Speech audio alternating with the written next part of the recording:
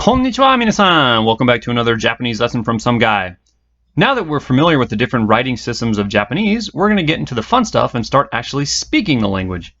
In this lesson, we're going to go over how to use the Coppola des and the particles wa and ga so that we can actually start making sentences. For you grammar nuts out there, grammatically speaking, des is what is known as a Coppola, which acts as a linking verb that connects the subject of the sentence with the complement. If you aren't entirely sure what that means, it's okay. We'll go through some sentences together and we'll understand through examples. Please notice how des always comes at the end of the sentence. 私の名前はジェレミーです。私はアメリカ人です。今日は暑いです。日本語は簡単です。What is really interesting about des is that it actually isn't necessary to make a grammatically correct sentence. We could leave it off and the meaning of the sentences would be the exact same.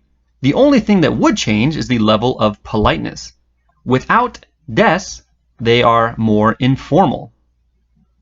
Now that we've been introduced to des, let's look at the particles wa and ga. First, the jobs of both wa and ga are to mark the subject of a sentence.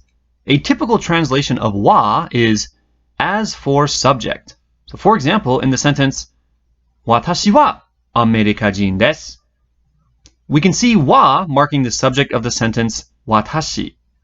Earlier, we translated the sentence as I am American, but a more literal translation would be as for me, I am an American. Ga works much the same way, except it is used to emphasize the subject of a sentence. Here is an example to help illustrate. 私はアメリカ人です。彼が日本人です。I am American. He is Japanese. Here we are emphasizing the fact that my friend is Japanese and not me.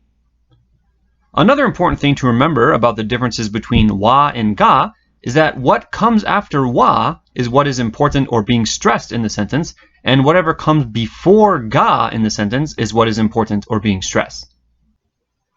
So here's a quick recap of what we learned in today's lesson. Des is the copula, and it is used at the end of sentences. We also learned that des can be left off of sentences, and they will still be perfectly grammatically correct. We also learned that wa and ga mark subjects of sentences, and that ga is used for emphasis. That's going to do it for this lesson. Be sure to check the attached PDF and worksheet for more practice and more information, and we'll see you back next time. Mata ne!